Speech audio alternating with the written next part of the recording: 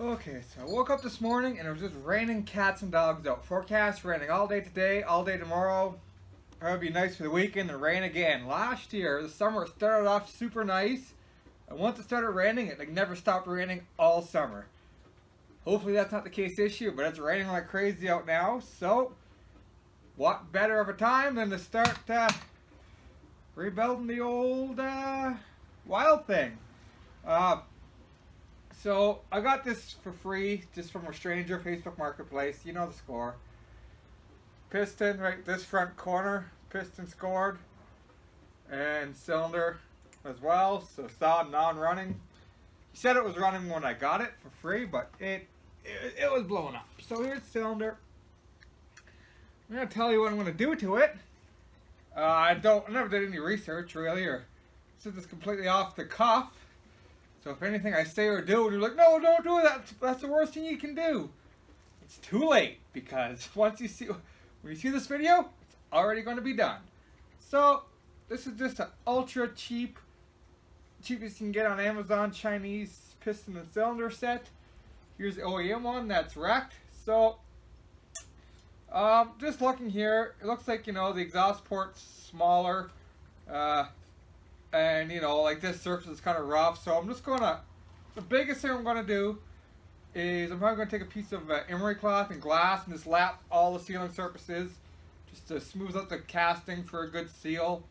The exhaust port, I'm probably just gonna gasket match it, make it match the original one. I'm probably not gonna get in too much or at all to the port timing, just the outside of the ports. I'm gonna make the ports the same size as the OEM. Probably gasket match everything, all the ports, clean things up. These are those weird like X-Torque stratified or whatever, eco whatever, good for the environment cylinder designs where you get the fresh air hole and the air fuel mixture hole. So I'll probably rough up the air fuel mixture hole to help atomize the fuel. Port match this, make it a bit bigger. And then sand it smooth. The transfers, there's only a narrow section in between here. And that section clamps here. So the more you open up your transfer, the less sealing surface you have for your crank seal, so you gotta watch out. So I'm probably gonna open up the transfers a bit. Yeah, I see that they're a bit smaller than the stock ones, so I'm probably going to open up a bit more than stock, but maybe see, because it goes up past this square edge on the seal, so I'm probably going to take my die grinder here and where the sealing surface is, leave that wide and then kind of taper it in and just a little bit, just bump it out a little bit wider so there's a bit more transfer flow.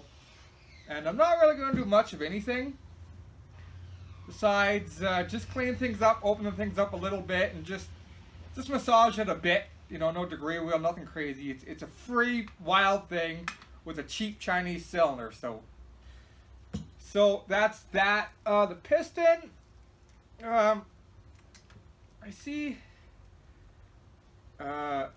this port here. It's quite a bit smaller on this one than on the OEM one, so I don't know. I might try to get in there and grind it a bit. And it's got that weird crosshatch stuff on it instead of being smooth. So I don't know if it's a good idea or what, but I might get at the piston a bit with a die grinder and kind of make it match OEM one a bit better. Yeah, so I'm just going to do a lot of free ball die grinder work, like just mild, light touch-up stuff. And I'm going to put it together, and I'm going to modify the muffler or build a muffler for it. And we're going to get wild thinging, so yeah. It's a rainy day project. Let's get her done. Okay, so I just took a piece of fine black sandpaper on a piece of glass, and I just lapped that. It's got some kind of gray paint or stuff on it, so I just lapped it until the paint was up. But look at the deep scratches from the factory. Anyway, so I just lapped that till it was on one surface. You see the transfers?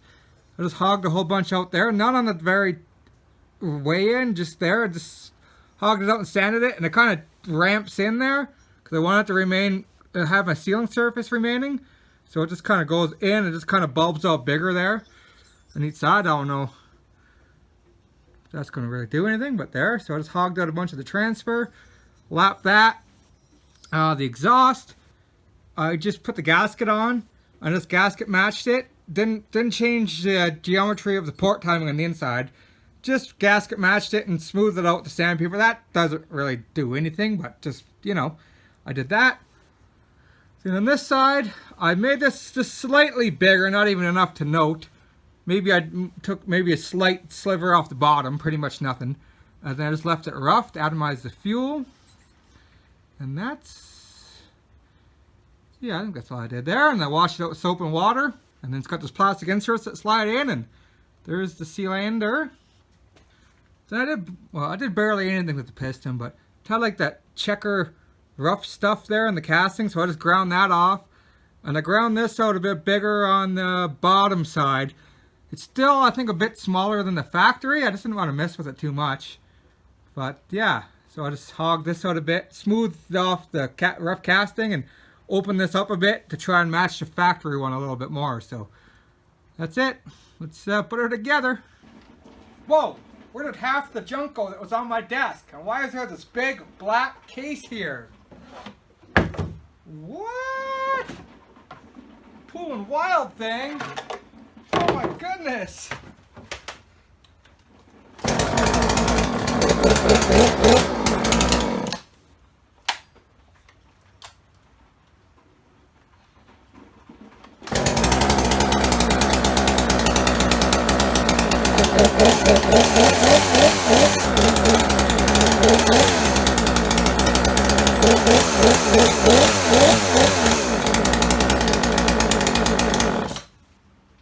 What? This is amazing! Catch you on the next one, guys!